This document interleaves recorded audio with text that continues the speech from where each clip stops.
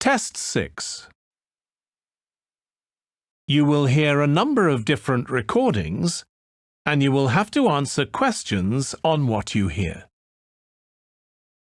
There will be time for you to read the instructions and questions, and you will have a chance to check your work. All the recordings will be played once only. The test is in 4 sections. At the end of the test, you will be given 10 minutes to transfer your answers to an answer sheet. Now turn to Section 1.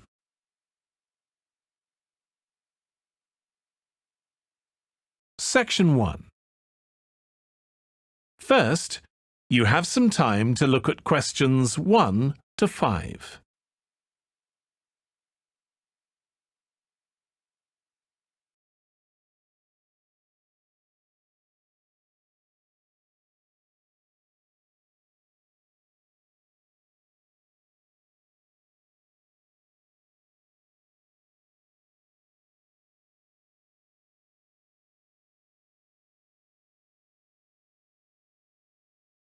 Now we shall begin.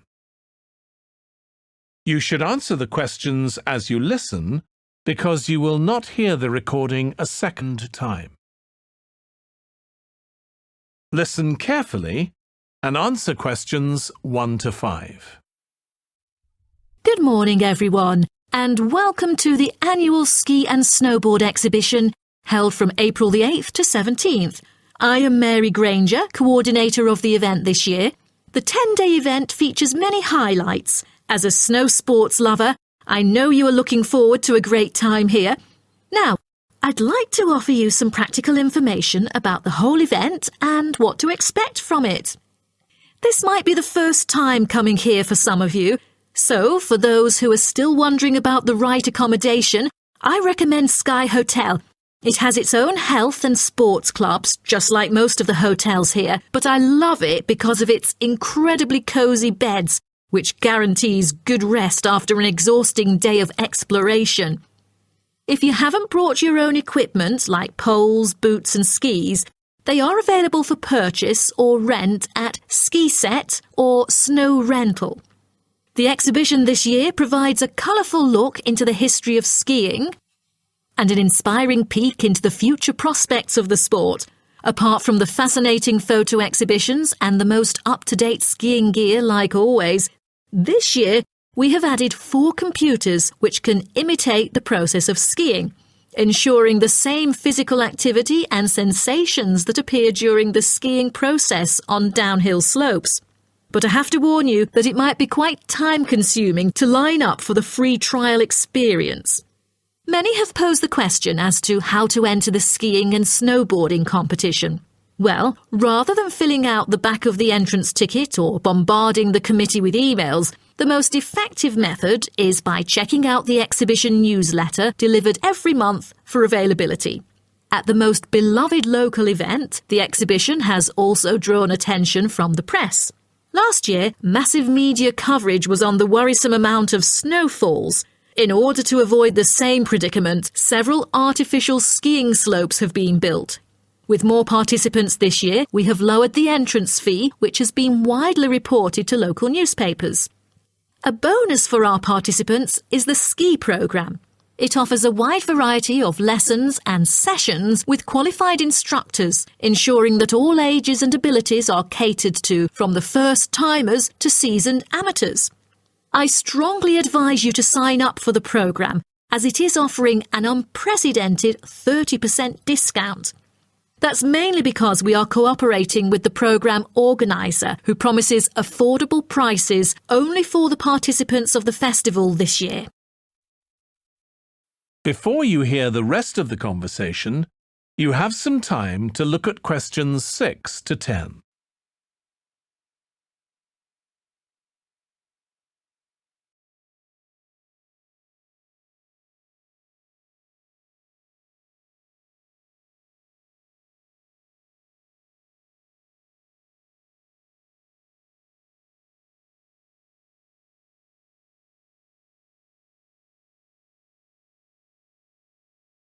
Now listen and answer questions 6 to 10.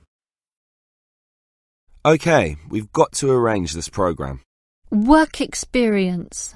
I believe quite strongly in this myself. Studies are often just too theoretical and the best learning can be on-site. Sure, in principle, but you've got to find the right companies. For business students, it's so easy with all the commercial enterprises around here, but for our lot of engineering students, it's not so easy at all. Last year's education students were easy too. We just put them all into schools. Well, there are a few companies that will accept our students. Building sites are the main avenue to explore, but the trouble is that not many of these places want inexperienced learners around. Why not? Last year when I did this, I think these companies were worried about accidents. Now it's more a time issue. They just don't want to train people. But these people work for free. But training takes time, and in the economic recession, few companies want their personnel diverted for such purposes. But I did find some companies, enough for us at least, but they all insist on one thing. Minimum work time of 1 month, right? No, that the students are appropriately insured. Remember, these are building sites and there are quite a few hazards there, and we're putting untrained students, not trained students, right amongst them. So these companies want financial coverage in case of accidents. Gee, is that going to be expensive? Yes, I'm afraid so, since we live in quite a litigious society. Consequently, insurance rates are sky high, almost unaffordable. I see. Can our budget meet this? Last year we couldn't pay for the programme. This year we can, since we have fewer students to deal with, but we'll nevertheless have to cut corners in certain areas. I never like it when that happens. Neither do I. In which areas do we need to economise? Well, the payment to students is not going to change. After all, they won't do this work unless they can get some money. We'll also continue to subsidise their travel as we did last year. Last year we gave them a completion bonus too. It was a big success. Made them go through the whole month. But not this year. We'll impress upon the students that possible failure could result if they don't finish the whole term. OK, I trust that will work. That is the end of section 1. You now have half a minute to check your answers.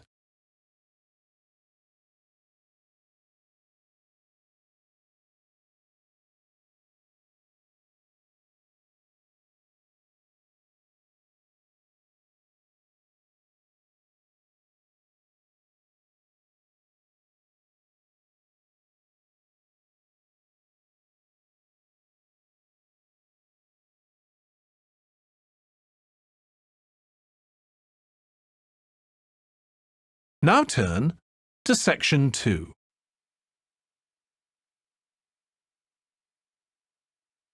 Section 2. First, you have some time to look at questions 11 to 15.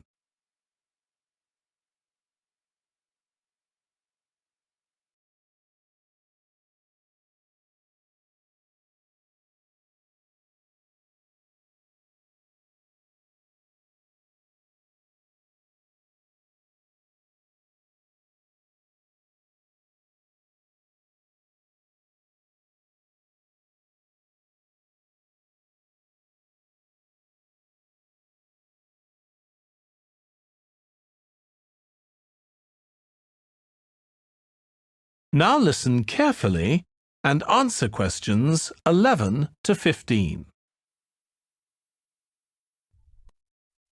On behalf of Northfield Sports Complex, I'd like to extend our warmest welcome to you all here this evening. I'm George Dyson, founder of Northfield Sports Complex. I am giving this speech today to celebrate a special occasion. We started the business exactly a decade ago, and today we have developed into a large firm with a sizable group of members. We've also been nominated the most valuable company by Greentown at the Yearly Business Awards, which will be held next week. As experienced and qualified reporters, you are invited here to experience and witness this historical moment of Northfield Sports Complex together with us. Situated within the campus of Greentown University, Northfield Sports Complex is a modern, refreshing and fully equipped facility for sports of all kinds. As part of its commitment to the local community, Northfield Sports Complex is available not only to school children, but also to local residents. It offers a wide range of facilities including a 25-metre swimming pool, paved walking and jogging paths, a well-equipped fitness gym, all-weather pitches, indoor courts for table tennis, tennis and other sports, as well as a renowned skating rink. Different age groups can all find the right sports to participate in. That's why local residents enjoy working out here. As a result, natives here are healthier than most of the people within our nation. The whole town is very proud of having nurtured 2 world champions who were once both trained right here in our skating rink. Thus, it has become the ideal venue to learn to skate and have fun. But what I take pride in most of all is the skating rink that has stirred the interest of boys and girls here in local schools to skate. Since opening, an increasing number of pupils have been paying regular visits to the skating rink. A new yoga classroom with trainers will be open next month for mothers with babies. They can bring their own yoga mat and work out together with their babies. This will be a great way for them to get healthy and meet other mums. There will also be a brand new gym open to the pensioners in the near future. Just this month, a new swimming pool is open to all fitness levels with special offers for those without a job. Our complex is open daily from 8 a.m. to 9 p.m, except on Thanksgiving and Christmas. We intend to extend our business in the coming year. A list of equipment will be put up for sale, ranging from exercising equipment like cardio machines to sports recovery and injury prevention facilities. Within our complex, we try our best to avoid injuries of any kind. We train knowledgeable staff to guide our clients through correct workout regimens. For those who want to further ensure workout safety, they are welcome to apply to be a member of our standing committee. They are responsible for revising the safety guidelines and supervising its enforcement.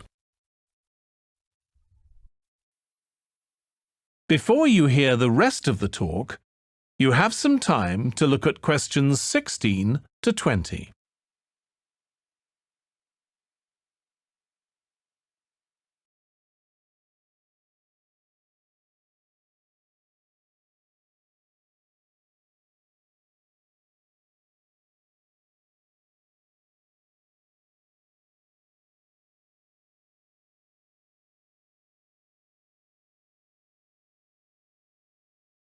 Now listen and answer questions 16 to 20.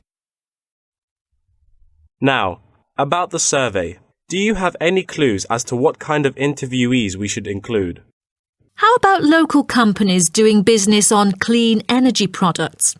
Probably not the best choice of respondents. Remember the last time we asked corporate employees to do the questionnaire? Only about 5% of them were actually willing to participate. That wouldn't be enough then. It seems we have to drop that idea. Then maybe we can ask the professors and administrative staff here to help us. They could provide their insights and understanding on energy production. It would be ideal if they would, but I'm afraid most of them are too busy to respond to the list of questions we've prepared.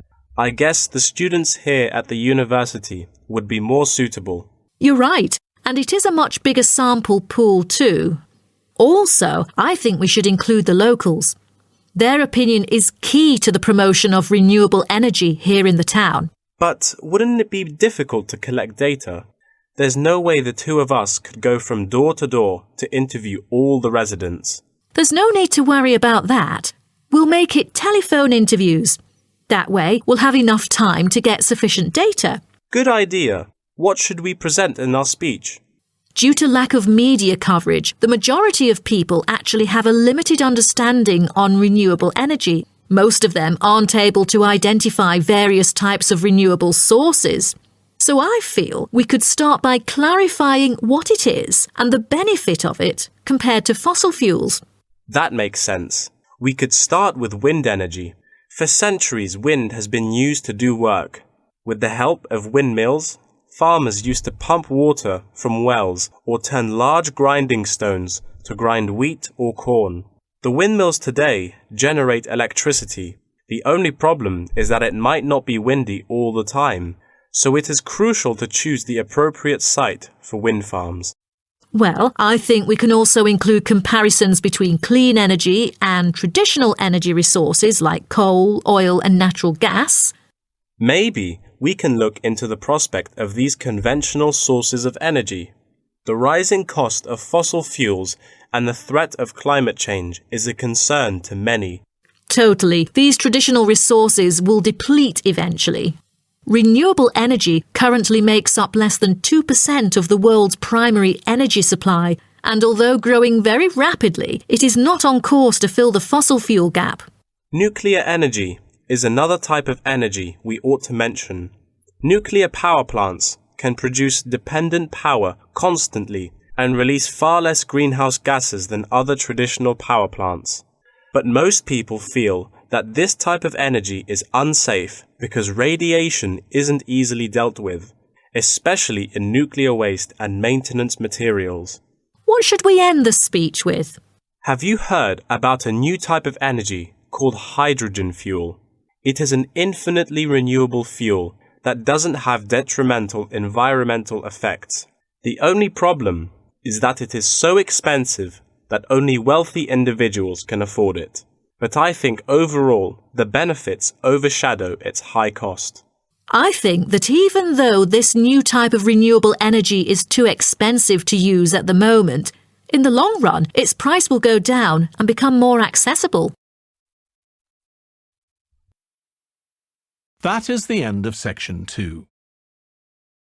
You now have half a minute to check your answers.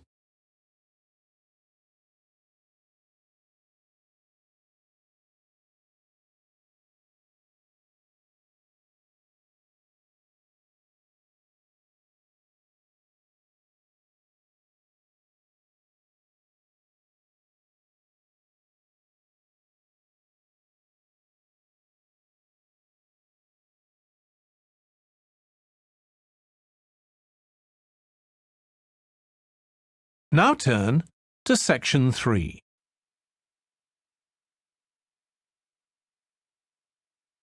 Section 3. First, you have some time to look at questions 21 to 26.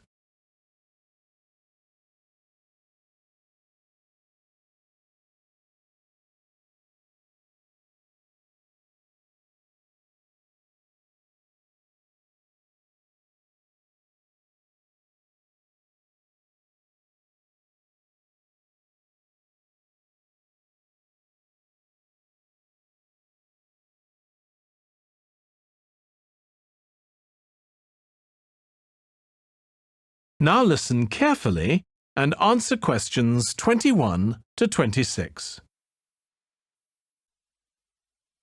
Hi Jeannie, how's it going? Oh, hello Dan. Pretty well, thanks. Have you managed to get the money for the course yet? Yes, that's all sorted out now, thanks. It took long enough though. It was practically a year ago that I applied to my local council for a grant, and it took them 6 months to turn me down. That's really slow. And I thought I was eligible for government funding, but it seems I was mistaken. So then I asked the boss of the company I used to work for if they would sponsor me, and much to my surprise, he said they'd make a contribution. But what about college grants and scholarships? There must be some you could apply for. Yes, there are, but they're all so small that I decided to leave them until I was desperate. Uh-huh. And in fact, I didn't need to apply. My parents had been saying that as I already had a job, I ought to support myself through college. But in the end, they took pity on me, so now I've just about got enough. That's good. So now I can put a bit of effort into meeting people. Haven't had time so far. Any suggestions? What about joining some college clubs? Oh, right. You joined several, didn't you? Yes, I'm in the drama club. It's our first performance next week, so we're rehearsing frantically, and I've got behind with my work. But it's worth it. I'm hoping to be in the spring production too. I've never liked acting. Are you doing anything else? I enjoyed singing when I was at school, so I joined a group when I came to college. I don't think the conductor stretches us enough, though, so I'll give up after the next concert. And I also joined the debating society. It's fun, but with all the rehearsing I'm doing, something has to go, and I'm afraid that's the one. Do you do any sports? Yes, I'm in one of the hockey teams. I'm not very good, but I'd really miss it if I stopped.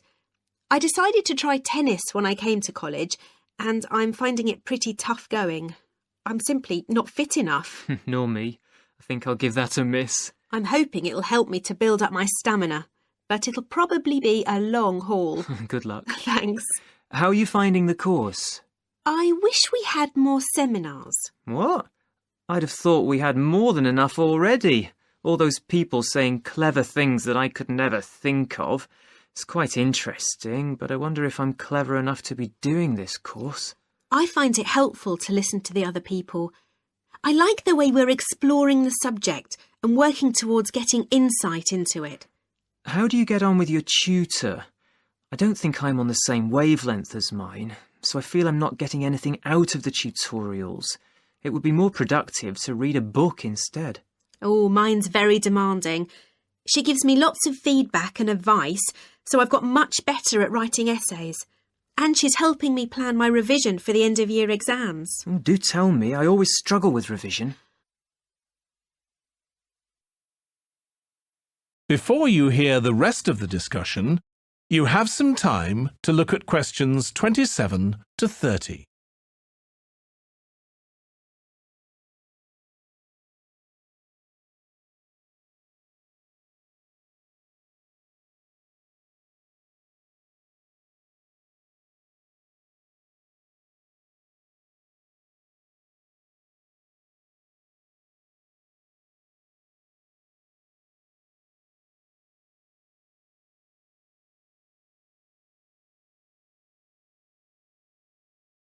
Now listen and answer questions 27 to 30.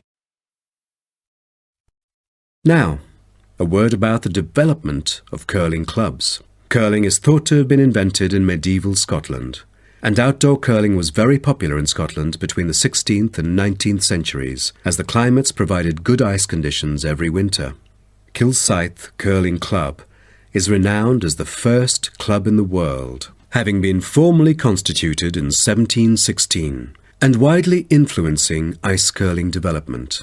In Kilsyth today, both men's and ladies' sections are thriving, participating in all major competitions and having won championships in the British Open in the past. The mother club of curling, Grand Caledonian Curling Club, was instituted in 1838 for the purpose not as such to attract people's interest, but to regulate the ancient Scottish game of curling by general laws.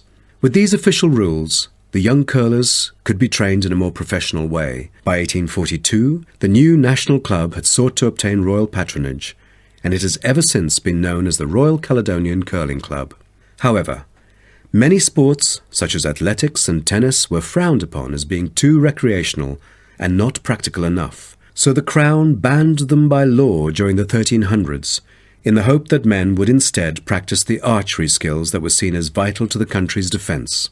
And the ban was lifted in the 17th century. So, do you know the reason for curling being kept during the 16th century? Is it because it was so popular, or because people from all ages like children could play it? The spirit of curling dictates that one never cheers mistakes, misses, or gaffes by one's opponent. And most importantly, all the team members should strictly follow the instructions of their captain, which is essential for men in battle. Curling was brought to Canada from Scotland, and some curling was played informally before 1800. Curlers often used iron curling stones made from melted materials such as cannonballs rather than granite until the early 1900s, because there were transport problems importing granite stones from Scotland. That is the end of section 3. You now have half a minute to check your answers.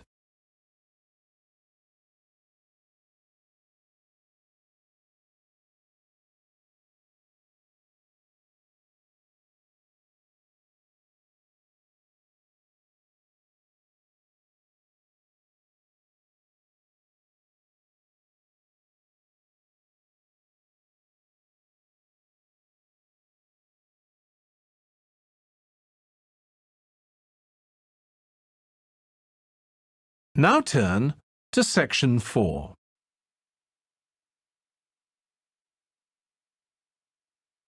Section 4. First, you have some time to look at questions 31 to 40.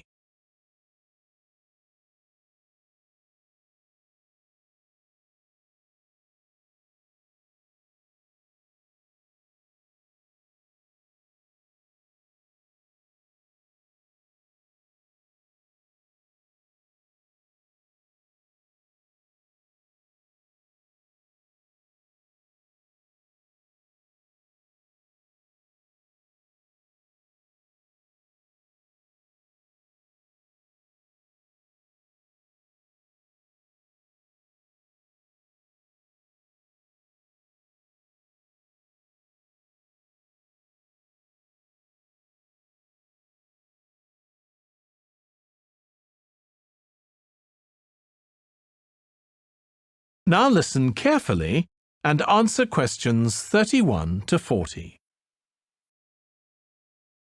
Postgraduates are about as easy to define as catching steam in a bucket. Courses can be vocational, for training, as research, as a preparation for research, or a combination of these. Also, you can choose between full-time and part-time.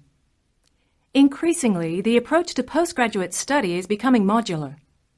The vast majority of postgraduates are doing short, taught courses, many of which provide specific vocational training. Indeed, there has been a 400% increase in postgraduate numbers in Britain over the past 20 years. Current figures stand at just under 400,000. People undertake postgraduate study for many reasons. These may be academic, intellectual challenge, development of knowledge, vocational, training for a specific career goal, or only vague, drifting into further study. It is essential that you determine the reasons you want to become a postgraduate. If you have clear goals and reasons for studying, this will enhance your learning experience and help you to remain focused and motivated throughout your course. Where you study should be based on much more than the course you want to do. For some courses, you are likely to be there for several years, and it is important that you are happy living there. Check also what type of accommodation is available and whether the institution provides any housing specifically for postgraduates. Choosing an institution and department is a difficult process. To determine quality, do not rely on the reputation of an institution, but find out what ratings are from the most recent assessment exercises. Find out about the staff, their reputation, competence, enthusiasm, and friendliness. Visit the department if possible and talk to existing postgraduates about their experience, satisfaction, comments, and complaints. Most importantly, check how they feel about their supervisors. Also, check what facilities are available, both at an institutional level, for example libraries, laboratory and computing facilities, and in the department, for example study room, desk, photocopying, secretarial support, etc. Everyone will have their own priorities here. I'm always anxious to check the computer support available and regard it as slightly more important than library access. Your working environment and the support available to you plays an essential part in making your work as a postgraduate a positive experience. Life as a postgraduate can be very different to your other experiences of education.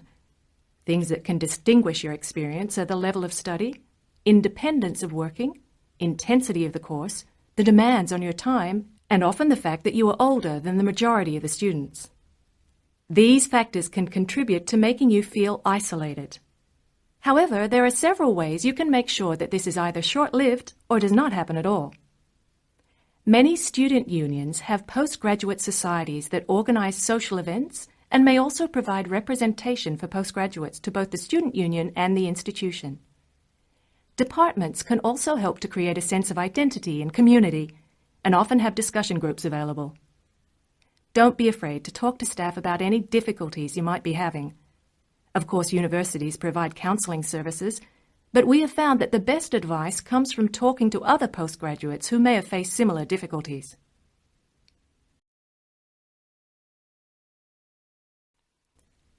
Financial planning is essential, since the government excludes postgraduates from student loans and it can be difficult to maintain your student status with banks. This has implications for free banking and overdraft facilities. Do not underestimate your living costs, including food, accommodation and travel, and be careful not to budget for everything except a social life. Funding a course is one of the most challenging things people face when considering postgraduate study. Most postgraduate students are self-financing. They pay, often very large, fees and receive no maintenance income to support their study. Make sure you know exactly what your costs will be. Institutions often hide extra fees like laboratory costs behind the headline fee rate advertised. Funding can come from various sources. Research councils, charities, trust funds, institutional scholarships, local education authorities, and professional bodies and organizations all offer various levels of funding. As I said before, the government excludes postgraduates from student loans, so it is essential you look to other sources. Career development loans are available from high street banks.